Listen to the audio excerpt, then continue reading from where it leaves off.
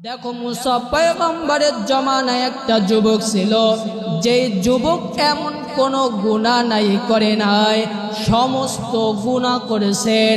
মা বাবা অতিষ্ঠ হয়ে ঘর থেকে তাড়াইয়া দিছেন। এক পর্যায়ে এলাকাবাসীও অতিষ্ঠ হয়ে মুসা পয়গম্বরের দরবারে হাজির হয়েছেন। মুসা পয়গম্বরকে ডেকে বলে, এরে মুসা পয়গম্বর, এই যুবকের কারণে তো এলাকা খারাপ হইয়া যাইতেছে, আমাদের সন্তানেরাও খারাপ হইয়া যাইতেছে। মুসা পয়গম্বর, এই যুবককে আমরা দূরে মরুভূমি পাড়ি দিয়ে জঙ্গলার ভিতরে ফালাইয়া আসি। মুসা পয়গম্বরের কাছে পরামর্শ নিয়া ওই যুবককে এলাকাবাসী অতিষ্ঠ হইয়া যুবককে ধরে মরুভূমি পাড়ি হয়ে বিশাল জঙ্গলার ভিতরে ফালাইয়া আসলো। এক পর্যায়ে যুবক ডানেও কেউকে পায় না, বামেও কেউকে পায় না, সামনেও কেউকে পায় না, মাকেও পায় না, বাবাকেও পায় না, ছেলেকেও পায় না, সন্তানদেরকে কাউকেই পায় না, বন্ধু বান্ধব পায় না। এক পর্যায়ে নিজের ভিতরে খেয়াল উঠলো, দুনিয়ার কেউকে না পাইলেও তো আমি আল্লাহ, আমার আল্লাহকে তো আমি পাইব। আল্লাহর বান্দা ওই যুবক আল্লাহর দরবারে হাত উঠাইয়া দোয়া করে, আয় আল্লাহ, দুনিয়ার সব দরওয়াজা বন্ধ, কিন্তু তোমার দরওয়াজা তো গভীর রাতেও বন্ধ না, এক সেকেন্ডের জন্য বন্ধ না। আল্লাহ তাআলার কাছে ওই যুবক এত আকুতি মিনতি কইরা দোয়া করার কারণে আল্লাহ তাআলা তাকে কবুল করে নিছেন। আল্লাহ তাআলা বলেন, বান্দা, তোমরা পাহাড় পরিমাণ গুনাহ লইয়াও যদি আমি আল্লাহর দরবারে হাজির হও, আমি আল্লাহ তাআলা তোমাদেরকে মাফ করে দিব। ওই যুবক আল্লাহর দরবারে এত আকুতি মিনতি কইরা তওবা করেছেন, আল্লাহ তাআলা তার তওবাটাকে কবুল করে নিছেন। আল্লাহ তাআলা এক পর্যায়ে ওই বান্দাকে অসুস্থতা দান করলেন। এক পর্যায়ে অসুস্থর ভিতরে দুনিয়া থেকে চলে গেলেন। অসুস্থ হওয়ার পর মুসা পয়গম্বরকে ডাক দিয়া বলতেছেন, মুসা পয়গম্বর কে আল্লাহ তাআলা ডাক দিয়া বলতেছেন,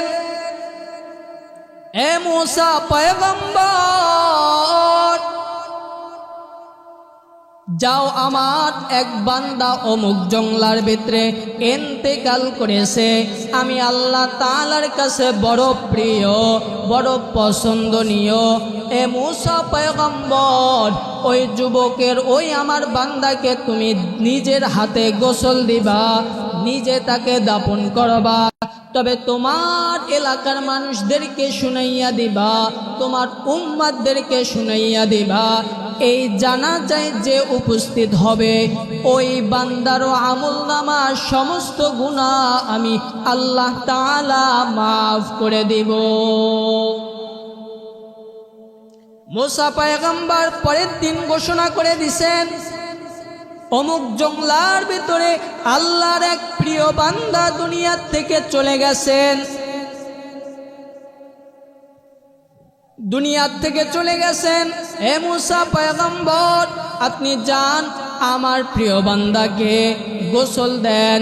আল্লাহ এই প্রিয় বান্দাকে গোসল দেওয়ার জন্য, তাকে দাফন করার জন্য যখন এলাকার মানুষকে বইলা, এরপর মুসা পয়গম্বর চলে গেল তাদের উম্মতদেরকে নিয়া যাওয়ার পর দেখতে পায় যে যুবকের কারণে এলাকার মানুষ অতিষ্ঠ হয়ে গেছে।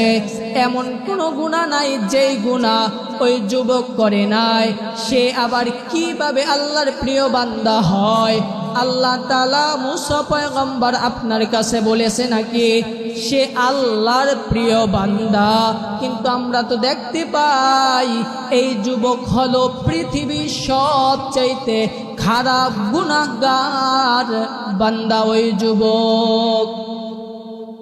মুসা পয়গম্বরকে ডেকে বলেন, মুসা পয়গম্বর আল্লাহর সাথে কথা বলেন, সে আবার কিভাবে প্রিয় আল্লাহর বান্দা হয়, আমরা তো দেখতে পাই নাফরমান, কিন্তু আপনি তো বলছেন আল্লাহর প্রিয় মুসা পয়গম্বর আল্লাহ তাআলার কাছে আল্লাহ তাআলার সাথে কথা বলা শুরু করে দিল।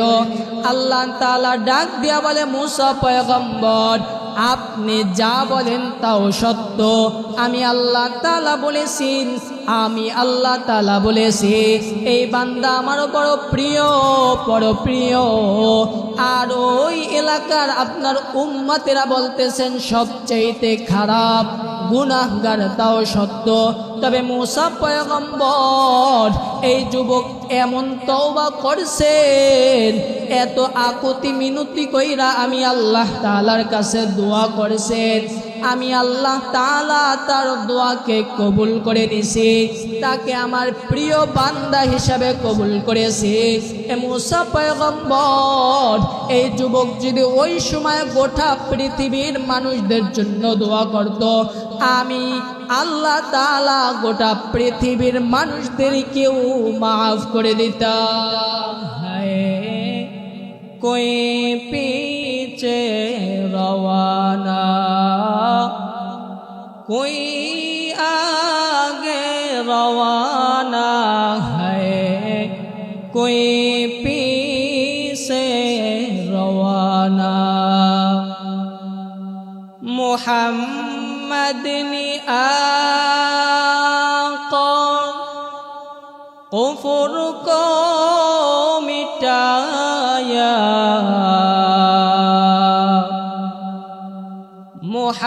मोहम्मद ने आका कुफ्र को मिटाया, कुफ्र को मिटाकर सदाकत बताया, कुफ्र को मिटाकर सदाकत बताया। ला इलाहा इल्लल्लाह, ला इलाहा इल्लल्लाह, ला इलाहा इल्लल्लाह, ला इलाहा इल्लल्लाह, ला इलाहा इल्लल्लाह, ला इलाहा इल्लल्लाह, ला इलाहा इल्लल्लाह, ला इलाहा इल्लल्लाह, ला इलाहा इल्लल्लाह, ला इलाहा इल्लल्लाहु मुहम्मदुर रसूलुल्लाह सल्लल्लाहु अलैहि वसल्लम। महान रब्बे करीमेर दरबारे लाख कोटी शुक्रिया जे रब्बे करीम এই এলাকার ভিতরে এক জান্নাতি বাগান মিলাইছেন, কোরআন সুন্নাহর বাগান মিলাইছেন। ওই রব্বে কাবার দরবারে শুকরিয়া আদায় করি আলহামদুলিল্লাহ। এর জন্য তিনটা জিনিস নিয়ে আসছেন, এর ভিতরে একটা জিনিস হলো নামাজ। সালাতের কথা বলা হয়েছে, যেই সালাত আমাদের জন্য ফরজ করা হয়েছে, যেই নবীকে 50 ওয়াক্ত নামাজ দিয়েছিল, এই রাতে আল্লাহ তাআলা পর্যায়ক্রমে করতে করতে 5 ওয়াক্ততে আনছেন উম্মতে মুহাম্মাদির জন্য। উম্মতে মুহাম্মাদির জন্য 5 ওয়াক্ত নামাজ যে নিয়ে আসছেন, আল্লাহর রাসূল আফসোস করছেন অন্য অন্য নবীদের উম্মতদের নামাজ বেশি ছিল আর আমার উম্মতদের নামাজ 5 ওয়াক্ত অনেক অনেক কম। অন্যান্য নবীদের উম্মতদের হায়াত বড় ছিল, লম্বা ছিল। আমার উম্মতদের হায়াত হলো সংক্ষিপ্ত, সীমিত। 5 ওয়াক্ত নামাজ পড়ে কিভাবে অন্যান্য নবীদের উম্মতের চাইতে সামনে অগ্রসর হবে, উচ্চ মাকামে থাকবেন। আল্লাহর রাসূল আফসোস করতেছেন। আল্লাহ তাআলা জিবরাইল আমিনকে পাঠাইয়া বলছেন, জিবরাইল আমিন যাও আমার হাবিবকে বলো এই 5 ওয়াক্ত নামাজ যদি সঠিকভাবে আদায় করে আমি আল্লাহ সুবহানাহু ওয়া তাআলা 50 ওয়াক্ত নামাজের সওয়াব দান করব। যেই রাতে 50 ওয়াক্ত নামাজ থেকে 5 ওয়াক্ত নামাজে নিয়ে আসলো, যেই রাতে 5 ওয়াক্ত নামাজে 50 ওয়াক্ত নামাজের সওয়াব আল্লাহ তাআলা দান করছেন। এমন এক রজনীতে আমরা মাহফিলের ময়দানে আসছি। এই মাহফিলের ময়দানটা বড় দামি। হাদিসের ভিতরে উল্লেখ করা আছেন, রিওয়ায়াত আছেন, মাহফিলের প্যান্ডেলের ভিতরে যারা বসে আছেন প্যান্ডেলের চারদিক থেকে গোল রাউন্ড দিয়া ফেরেশতারা আরশে আজিম পর্যন্ত উঠে গেছেন। আল্লাহ তাআলা এই গোল রাউন্ডের ভিতরে তার রহমত নাজিল করতেছেন। এর জন্য আমার বিনীতভাবে অনুরোধ, আল্লাহর রহমত পাওয়ার জন্য আমরা সকলেই মাহফিল প্যান্ডেলে আসি। বাইরে থাকলেই গুনাহ অযথা, যতক্ষণ প্যান্ডেলে থাকবো ততক্ষণই আমল নামায় সব লেখা হবে, রহমত আমাদের উপরে বর্ষিত হতে থাকবে। আমি পবিত্র কোরআনুল কারীম থেকে একখানা আয়াত পড়েছি। শেষ নবী, মহানবী, জিন্দা নবী, হায়াতুন নবী সাল্লাল্লাহু আলাইহি ওয়াসাল্লামের অমেয় বাণী, অসংখ্য হাদিস থেকে, অমেয় বাণী থেকে একখানা হাদিস পড়েছি। হাদিস ও আয়াতের সংক্ষিপ্ত আকারে কিছু নসিহত আপনাদের সামনে আল্লাহ সুবহানাহু ওয়া তাআলা করার মতন তৌফিক দান করুক, যেই নসিহতের দ্বারা আমিও উপকৃত হই, আপনারাও উপকৃত হন। সকলে বলে আমিন। আল্লাহ তাআলা কোরআনুল কারীমের ভিতরে বলেন, قل يا عبادي الذين أسرفوا على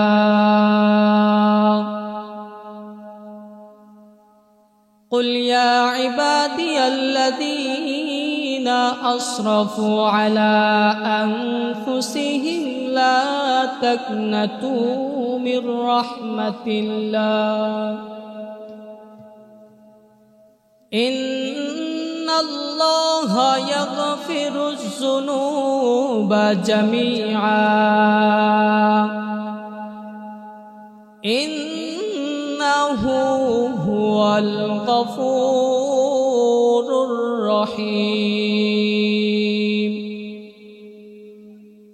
আল্লাহ তাআলা বলেন, কুল, হে নবী আপনি বলুন, ইয়া ইবাদি আল্লাযীনা আসরাফু, যারা গুনাহ খাতা করেছো, যারা গুনাহ খাতা করেছো, আসরাফু তোমরা, আনফুসিহিম লা তাকনাতু মির রাহমাতিল্লাহ, নফসের উপরে বাড়াবাড়ি করেছো, জুলুম করেছো, অত্যাচার করেছো। লা তাকনাতু মির রাহমাতিল্লাহ, তোমরা আমার রহমত থেকে দূরে সইরা যেও না, বিমুখী হয়ে যেও না, পথ থেকে ভিন্ন পথে চইলা যেও না। ইন্নাল্লাহা ইয়াগফিরুয যুনুবা জামিআ ইন্নাহু হুয়াল গফুরুর রহিম।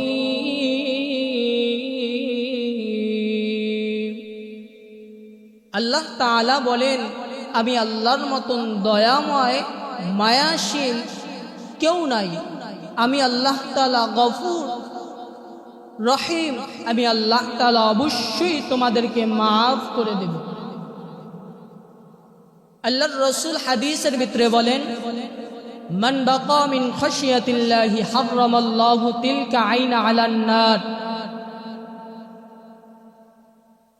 যেই বান্দা, যেই উম্মত আল্লাহর ভয়, আল্লাহর আযাবের ভয়, কবরের ভয়, হাসরের ভয় নিয়া চোখের পানি ফেলাইবেন, আল্লাহর রাসূল বলেন তার চোখের পানির উসিলায় আল্লাহ তাআলা তার উপরে জাহান্নামের আগুনকে হারাম ঘোষণা করেছে। আয়াত ও হাদিসের সংক্ষিপ্ত আকারে তর্জমা, বিস্তারিত কুল, হে নবী আপনি বলুন, ইয়া ইবাদি। আল্লাহ তাআলা কেন ইয়া ইবাদি বলছেন? আল্লাহ তাআলা চাইলেই তো বলতে পারতেন ইয়া আইয়ুহাল্লাযীনা আমানু,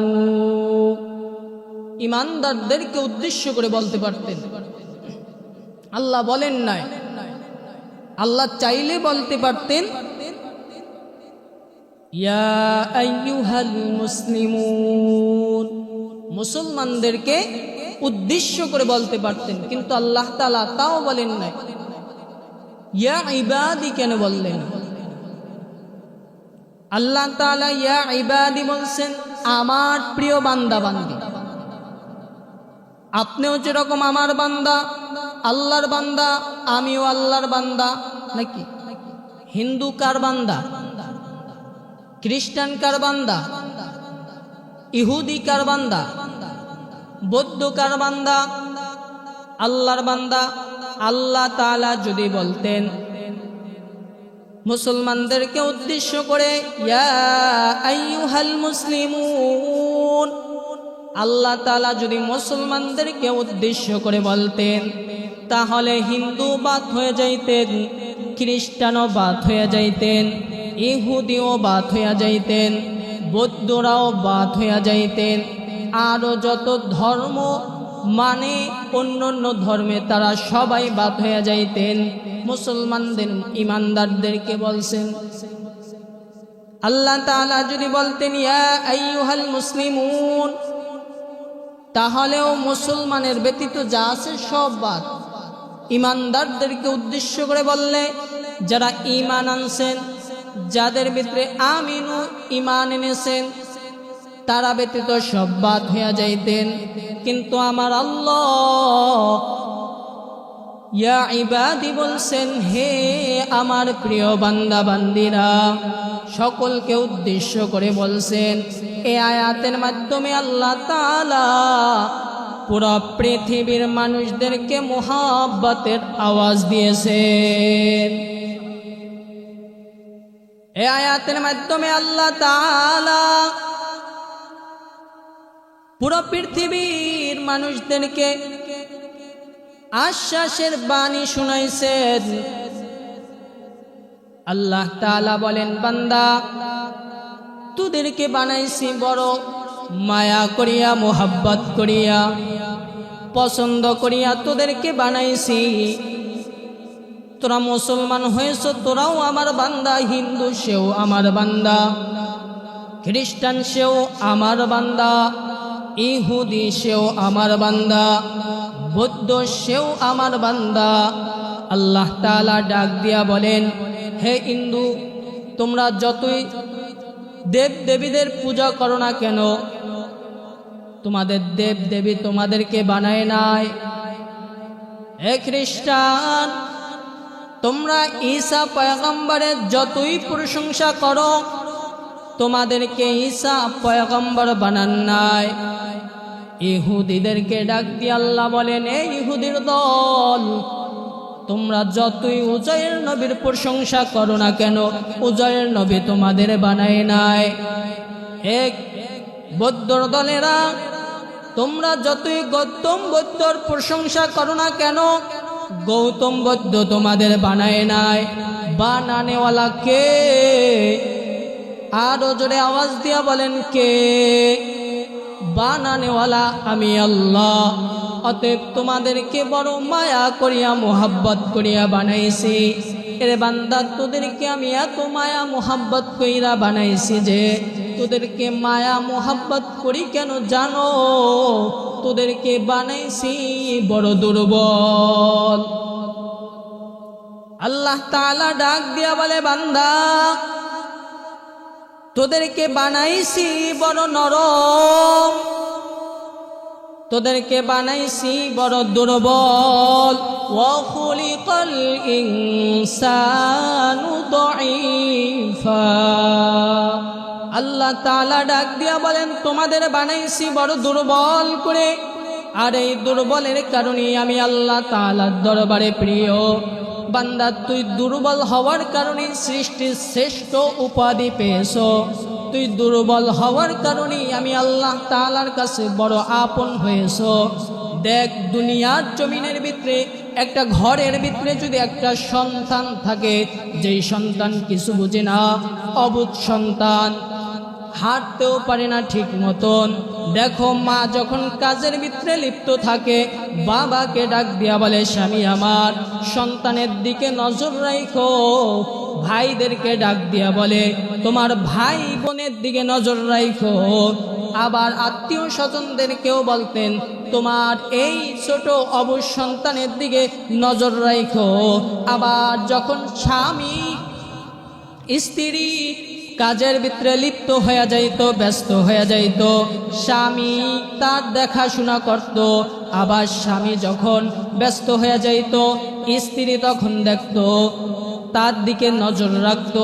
নজর রাখছেন কেন? সে তো চোর ছিল নাকি? সে ডাকাত ছিল, সে গুন্ডা ছিল, বদমাশ ছিল না? দুর্বল। এই দুর্বলের কারণে মা বাবার কাছে বড় আপন, বড় প্রিয়, বড় গুরুত্বপূর্ণ। আমার আল্লাহ তাআলাও ডাক দিয়া বলে, বান্দা তোদেরকে বানাইছি বড় দুর্বল। ওয়া খুলিকাল ইনসানু দাঈফা। এর জন্যই তোরাও আমি আল্লাহ তাআলার কাছে বড় প্রিয়। প্রিয় হওয়ার কারণে আমি আল্লাহ তাআলা তোদের দিকে আশ্বাসের বাণী ছইরা দিছি।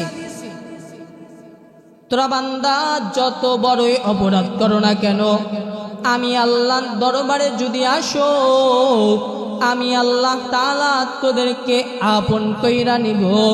হাজারো অপরাধ করার পরেও আমার দরবারে ফিরে আয়। আমি আল্লাহ তাআলার দরবারে যদি ফিরে আসতে পারো, আমি আল্লাহ তাআলা আমার দরওয়াজা থেকে ভিন্ন দরওয়াজায় পাঠাইতে দেব না, পাঠাবো না। আল্লাহ তাআলা বলেন, তোরা কেমন প্রিয় জানো? একটা ঘরের ভিতরে দুইটা সন্তান, একটা সন্তান বুঝদার, অন্য সন্তান অবুঝদার। বাবা দীর্ঘদিন দেশের বাহিরে ছিল, দীর্ঘদিন পর দেশের ভিতরে ফিরে আসবেন। বাবা তার পিতা মাতার কাছে ফোন করলো, ও মা বাবা, তোমাদের জন্য কি মার্কেট করে নিয়ে আসব? স্ত্রীর কাছেও ফোন দিল, রে স্ত্রী, তোমার জন্য কি মার্কেট করে কিনে আনবো? ভাই বোনদেরকেও ডাক দিয়া বলে, রে ভাই বোন, তোদের জন্য কি মার্কেট কিনে আনবো? ছেলে সন্তানদেরকেও বলে, রে ছেলে সন্তান, তোমাদের জন্য কি মার্কেট কিনে আনবো? সবার মার্কেটের কথা বলেন। এই মার্কেটের সব কিছু কিনা যখন দেশে আসেন, বাবা ওই মার্কেটের ভিতরে নিজের জন্য একটা গুরুত্বপূর্ণ আকর্ষণীয় মার্কেট করেন।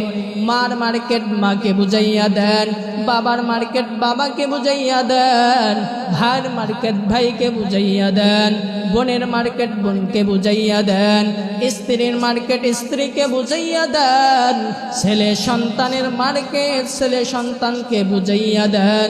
আর ওই যে আকর্ষণীয় নিজের জন্য মার্কেট করছেন, ওই মার্কেট আকর্ষণীয় কেমন, ছোট ছোট শিশুদের কাছেও বড় আকর্ষণীয়। নাম তার টাচ মোবাইল। ছোট ছোট সন্তানেরাও ওই মোবাইলের প্রতি আসক্ত আছে কি নাই? আছে, আছে। বাবা সবার মার্কেট বুঝাইয়া দেওয়ার পর যখন নিজের জন্য মার্কেট আনছেন, বাবা মার্কেটটা বের করে সামনে রাখছেন, বড় সন্তান দেখা খুশি হয়ে গেছেন। বড় সন্তান মোবাইলটাকে ধইরা টিপতে চালাইতে চালাইতে এমন এক পর্যায়ে মোবাইলের সফটওয়্যার সামন পিস হয়ে যায় বা সফটওয়্যার ডিলেট হয়ে যায়। বাবা যখন জানতে পারে, বাবার মেজাজটা গরম হয়ে যায়। বাবা বড় সন্তান বুঝদার সন্তানের উপরে আঘাত করা শুরু করে দেয়। বড় সন্তানের ব্যথা বেদনা। বাবা দীর্ঘদিন পর দেশে ফিরে আসছেন।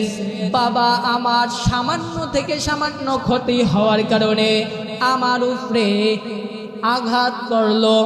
আমি বাবার এই আঘাতের কষ্ট সহ্য করতে না পেরে ওই সন্তান ঘরের অন্য রুমের ভিতরে যাইয়া কান্না করা শুরু করে দিছেন।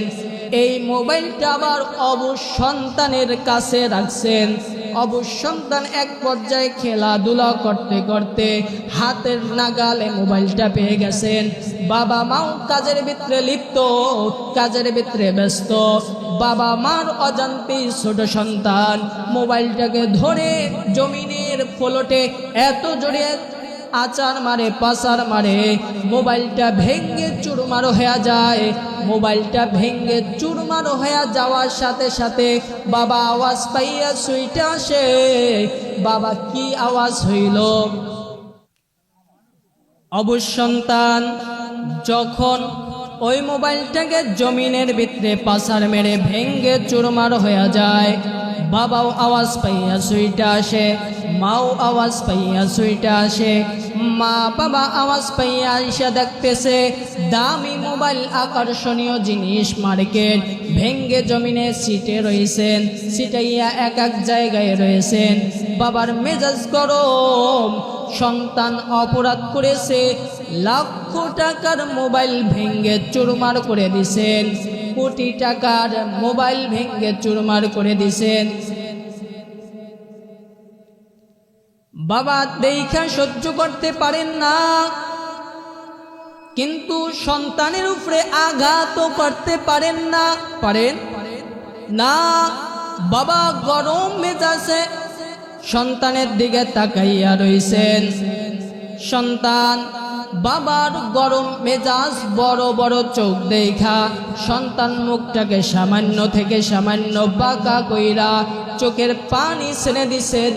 বাবাও হাতটা বাড়াইয়া দিছেন, সন্তান আসো, তোমাকে বলি নাই। মাও হাতটা বাড়াইয়া দিছেন, সন্তান তোমাকে বলি নাই। মাও কোলেটাই না নেয়, বাবাও কোলেটাই না নেয়।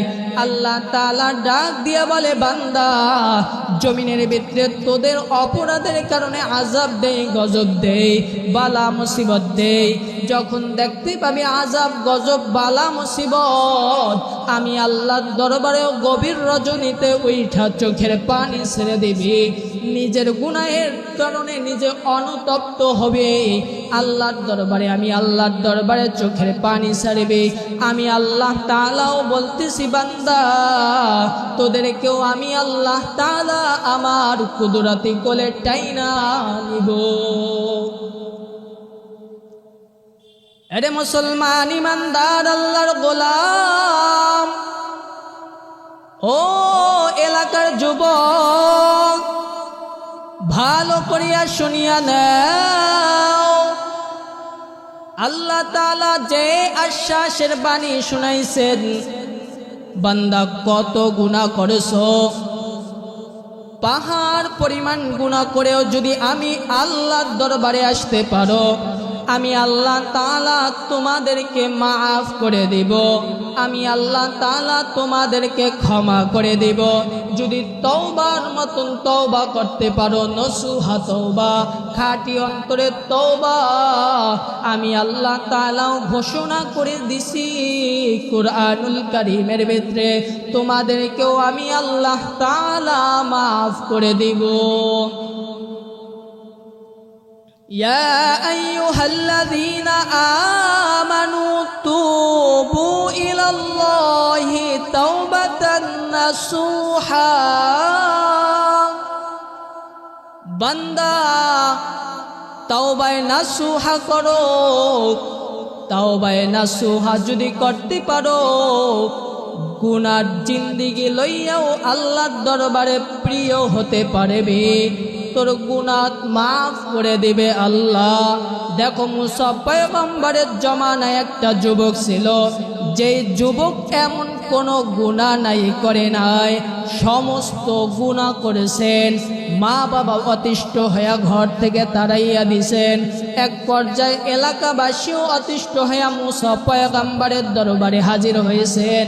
মুসা পয়গম্বরকে ডেকে বলে, এরে মুসা পয়গম্বর, এই যুবকের কারণে তো এলাকা খারাপ হইয়া যাইতেছে, আমাদের সন্তানেরাও খারাপ হইয়া যাইতেছে। মুসা পয়গম্বর, এই যুবককে আমরা দূরে মরুভূমি পাড়ি দিয়ে জঙ্গলার ভিতরে ফালাইয়া আসি। মুসা পয়গম্বরের কাছে পরামর্শ নিয়া ওই যুবককে এলাকাবাসী অতিষ্ঠ হইয়া যুবককে ধরে মরুভূমি পাড়ি হয়ে বিশাল জঙ্গলার ভিতরে ফালাইয়া আসলো। এক পর্যায়ে যুবক ডানেও কেউকে পায় না, বামেও কেউকে পায় না, সামনেও কেউকে পায় না, মাকেও পায় না, বাবাকেও পায় না, ছেলেকেও পায় না, সন্তানদেরকে কাউকেই পায় না, বন্ধু বান্ধব পায় না। এক পর্যায়ে নিজের ভিতরে খেয়াল উঠলো, দুনিয়ার কেউকে না পাইলেও তো আমি আল্লাহ, আমার আল্লাহকে তো আমি পাইব। আল্লাহর বান্দা ওই যুবক আল্লাহর দরবারে হাত উঠাইয়া দোয়া করে, আয় আল্লাহ, দুনিয়ার সব দরওয়াজা বন্ধ, কিন্তু তোমার দরওয়াজা তো গভীর রাতেও বন্ধ না, এক সেকেন্ডের জন্য বন্ধ না। আল্লাহ তাআলার কাছে ওই যুবক এত আকুতি মিনতি কইরা দোয়া করার কারণে আল্লাহ তাআলা তাকে কবুল করে নিছেন।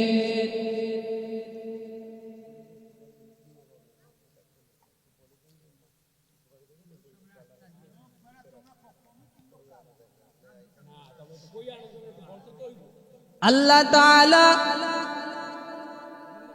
বলেন, বান্দা তোমরা পাহাড় পরিমাণ গুনাহ লইয়াও যদি আমি আল্লাহর দরবারে হাজির হও,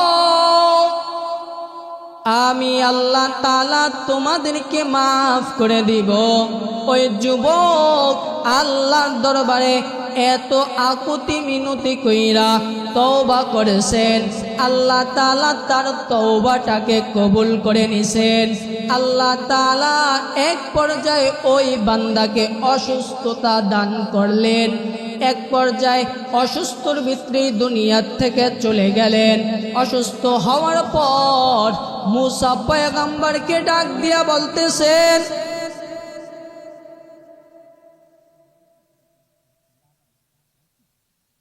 মুসা পয়গম্বর কে আল্লাহ তাআলা ডাক দিয়া বলতেছেন, এ মুসা পয়গম্বর, যাও, আমার এক বান্দা অমুক জঙ্গলার ভিতরে ইন্তেকাল করেছে, আমি আল্লাহ তাআলার কাছে বড় প্রিয়, বড় পছন্দনীয়। এ মুসা পয়গম্বর, ওই যুবকের ওই আমার বান্দাকে তুমি নিজের হাতে গোসল দিবা, নিজে তাকে দাফন করবা, তবে তোমার এলাকার মানুষদেরকে শুনাইয়া দিবা, তোমার উম্মতদেরকে শুনাইয়া দিবা, এই জানাজায় যে উপস্থিত হবে ওই বান্দারও আমলনামা সমস্ত গুনাহ আমি আল্লাহ তাআলা মাফ করে দিব। মুসা পয়গম্বর পরের দিন ঘোষণা করে দিছেন, অমুক জঙ্গলার ভিতরে আল্লাহর এক প্রিয় বান্দা দুনিয়া থেকে চলে গেছেন, দুনিয়া থেকে চলে গেছেন। হে মুসা পয়গম্বর, আপনি যান, আমার প্রিয় বান্দাকে গোসল দেন, আল্লাহ এই প্রিয় বান্দাকে গোসল দেওয়ার জন্য, তাকে দাফন করার জন্য যখন এলাকার মানুষকে বইলা, এরপর মুসা পয়গম্বর চলে গেল তাদের উম্মতদেরকে নিয়ে যাওয়ার পর দেখতে পায় যে যুবকের কারণে এলাকার মানুষ অতিষ্ঠ হয়ে গেছে। এমন কোনো গুনাহ নাই যেই গুনাহ ওই যুবক করে নাই।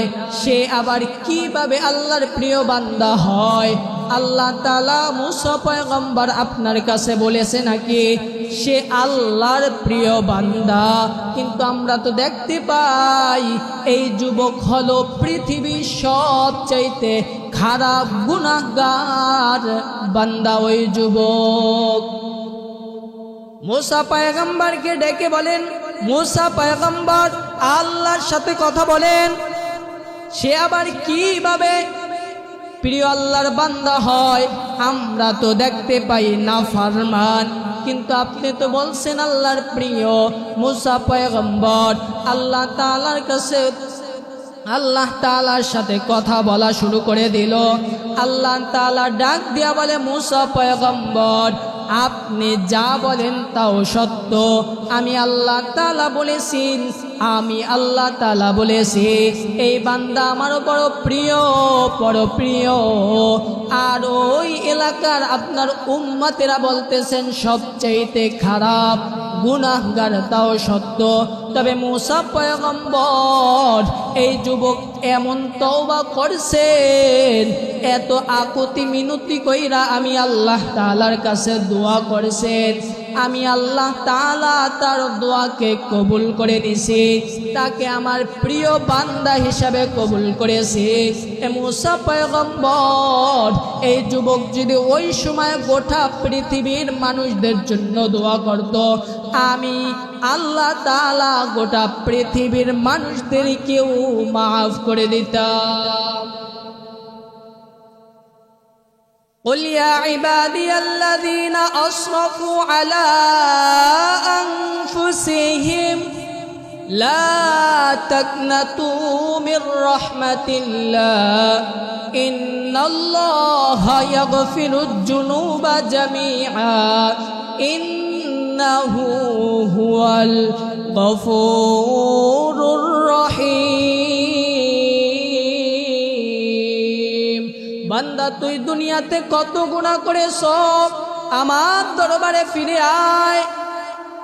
আমি আল্লাহ তাআলা মুহাব্বতের চাদর বিছাইয়া দিলাম, মুহাব্বতের আওয়াজ শুনাইয়া দিলাম।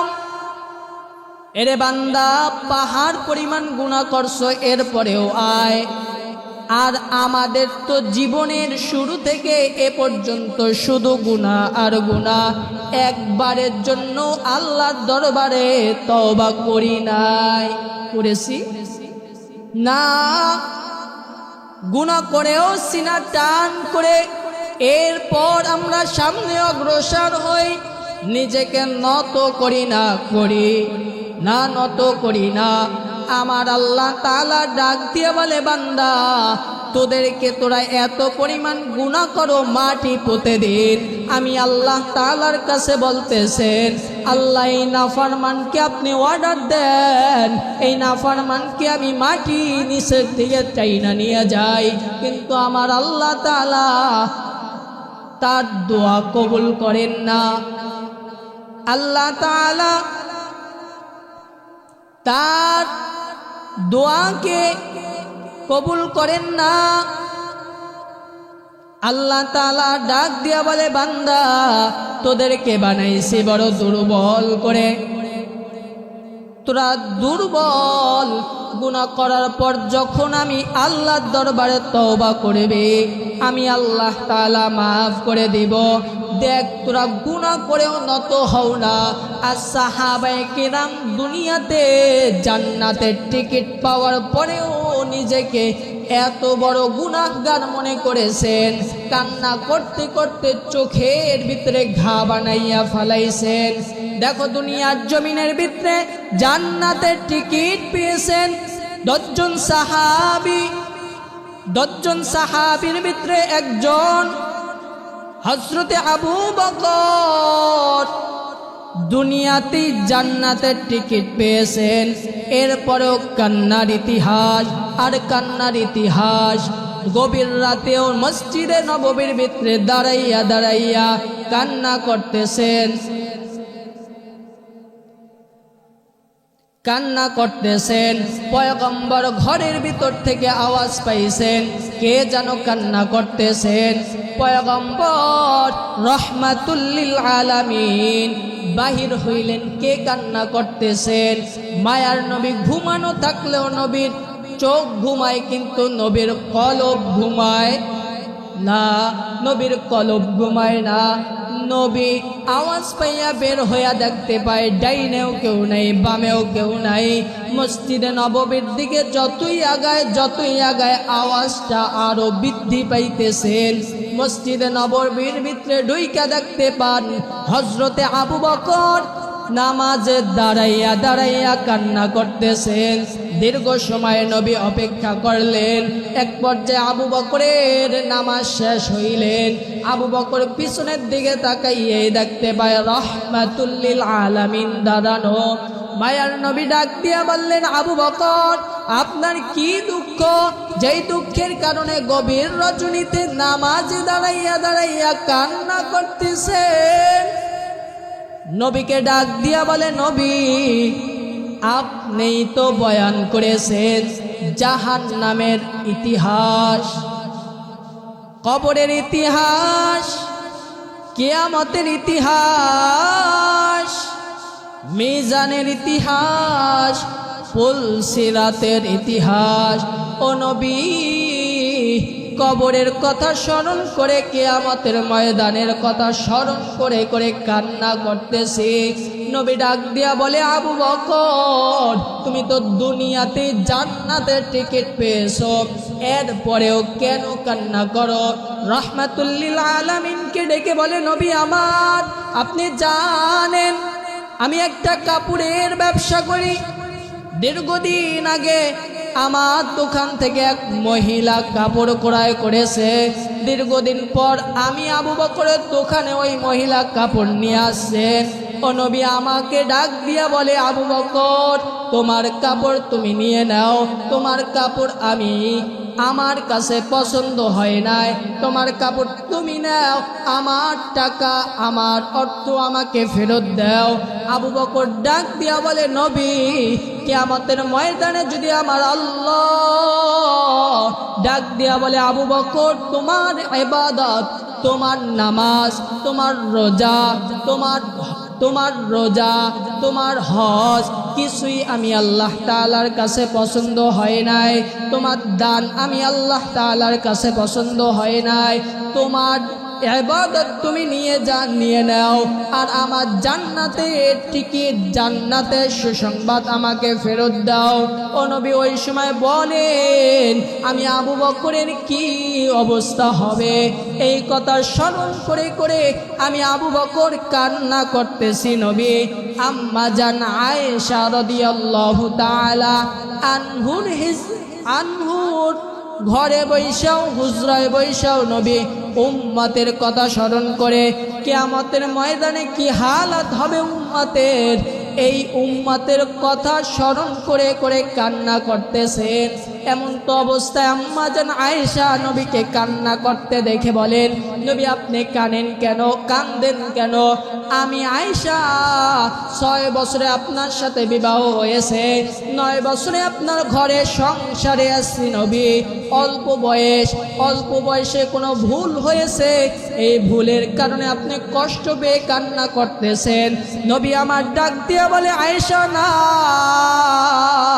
নবীকে আবার আয়েশা ডাক দিয়া বলে, রসূল ও নবী আমার, আপনি কেন কান্না করেন? সাহাবায়ে কেরামের কোনো কথা বা কাজের দ্বারা কষ্ট পেয়ে কান্না করতেছেন।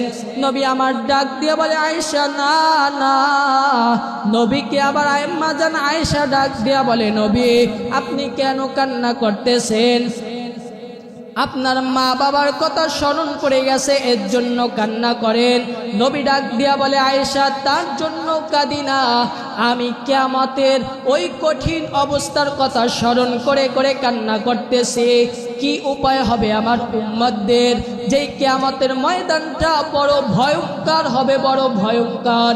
আম্মা জান আয়েশা রাদিয়াল্লাহু তাআলা আনহা ডাক দিয়া বলে, নবী ওই কিয়ামতের ময়দান কেমন ভয়ঙ্কর হবে?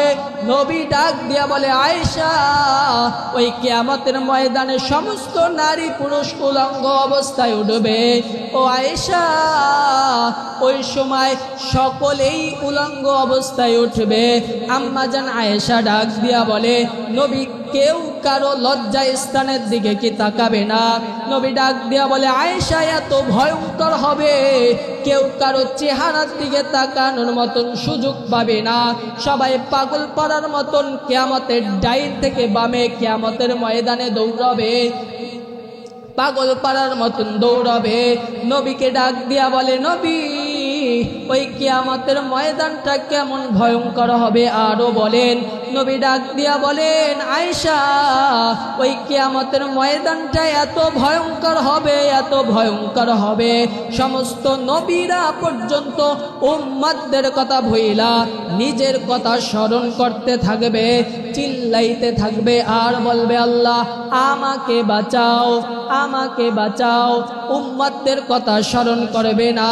ওই কিয়ামতের ময়দানে আল্লাহর বিচারের আদালত শুরু হওয়ার আগে জাহান্নাম পাগলের মতন হয়ে কিয়ামতের ময়দানের দিকে ছুটে আসবেন, কিয়ামতের ময়দানের দিকে আসবেন আর বলবেন, আল্লাহ জাহান্নামী গুলাকে, গুনাহগার গুলাকে আমি জাহান্নামের ভিতরে দিয়ে দাও, আমার বিচারের কার্যক্রম শুরু হয় নাই, তুমি দূরে সরে যাও। আম্মা জান আয়েশাকে ডাক দিয়া বলবেন, যখন জাহান্নাম শা শা শব্দ করে কিয়ামতের ময়দানে আসবেন, সমস্ত নবী পয়গম্বররা ভয়ে কাঁপতে শুরু করবেন, সিজদার ভিতরে চলে যাবেন আর ডাক দিয়া বলবেন, আল্লাহ আমাকে বাঁচাও, আমাকে বাঁচাও, আমাকে বাঁচাও।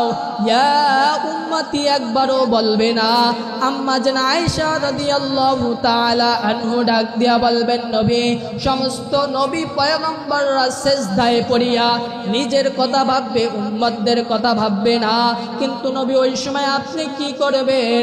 নবী ডাক দিয়া বলে, আয়েশা ওই সময় আমিও মাকামে মাহবুবে সিজদায় পড়ে কাঁদবো আর ডাক দিয়া বলবো, আল্লাহ আমার একটা উম্মত যেন জাহান্নামে ঘেরাও না করতে পারে, আর জাহান্নামে গ্রেফতার না করতে পারে, জাহান্নাম গ্রাস না করতে পারে। যদি আমার একটা উম্মত জাহান্নামে চলে যায়, আমি নবী জান্নাতে প্রবেশ করব না। নবী উম্মতদের জন্য এত দরদি যে উম্মতরা জান্নাতে যাইলে আল্লাহর রাসূল বলেন, আমি জান্নাতে প্রবেশ করব। যেই কিয়ামতের ময়দানটা এত ভয়ঙ্কর হবে, আল্লাহ তাআলা সূর্যটাকে চতুর্থ আসমানে ফিট করে রাখছেন। কিয়ামতের ময়দানে আল্লাহ তাআলা সূর্যকে ডাক দিয়া বলবেন, সূর্য তুমি জমিনে, তুমি কিয়ামতের ময়দানে নেমে আসো। নাফরমান কিয়ামতের ময়দানের এক হাত বা এক মুষ্টি উপরে সূর্য আসো, তোমার সমস্ত মুখ জমিনের ভিতরে ছেড়ে দাও, তোমার সমস্ত তাপ জমিনের ভিতরে ছেড়ে দাও। সূর্যের উপরে 24টা ঘন্টা অনাবরত আল্লাহর হুকুমে ফেরেশতারা ঠান্ডা পানি ঢালতে থাকেন। ফেরেশতাদেরকে ডাক দিয়ে আল্লাহ তাআলা ডাক দিয়া বলবেন, এরে ফেরেশতারা তোমরা ঠান্ডা পানি ঢালা বন্ধ করে দাও। আল্লাহ তাআলা ডাক দিয়া বলবেন, সূর্যের কিছু দূরে একটা গ্যাসের আবরণ আছেন, ওই গ্যাসের আবরণটা সূর্যের তাপমাত্রা কন্ট্রোল করেন। আল্লাহ তাআলা ডাক দিয়ে বলবেন, এই গ্যাসের আবরণ তুমিও সরে যাও, সরাসরি কিয়ামতের ময়দানে তাপ ছেড়ে দেবে। আল্লাহ তাআলা এই হুকুম পাওয়ার সাথে সাথে সূর্য সমস্ত মুখ ছাইরা জমিনের ভিতরে সমস্ত তাপ ছেড়ে দিবে। মায়ার নবী রাহমাতুল লিল আলামিন ডাক দিয়া বলে উম্মতেরা ওই কিয়ামতের ময়দানের জমিনটা সূর্যের তাপে তামা হয়ে যাবে, নাফরমানের মাথার মগজগুলো টকবক টকবক করে ফুটতে থাকবে। ওই নাফরমান যদি হইয়া কবরে যাও, কিয়ামতের ময়দানে যদি উঠা যাও, চিন্তা ফিকির কইরা এরপর সামনে অগ্রসর হও। যদি নাফরমান গুনাহগার হইয়া কিয়ামতের ময়দানে উপস্থিত হইয়াই যাও, তাহলে ওই কিয়ামতের ময়দানে জাহান্নামের গিরাস কইরা ফলাইবে। ওই কিয়ামতের ময়দানে সূর্য তাপে আমাদের নাফরমান আমরা আমাদের মাথার মগজগুলো ফেটে ভাতের মারের মতন টকবক করে ফুটতে থাকবেন। এর জন্য আমরা যতদিন হায়াত আছেন হায়াতকে ভালো দিকে রাখবো, নেক আমলের দিকে রাখবো। সামনে যতদিন আছেন অতদিনই সামনে আমরা আল্লাহর ইবাদত করব, আল্লাহ যা হুকুম করেছেন তা মানব, যা নিষেধ করেছেন তা পরিহার করব।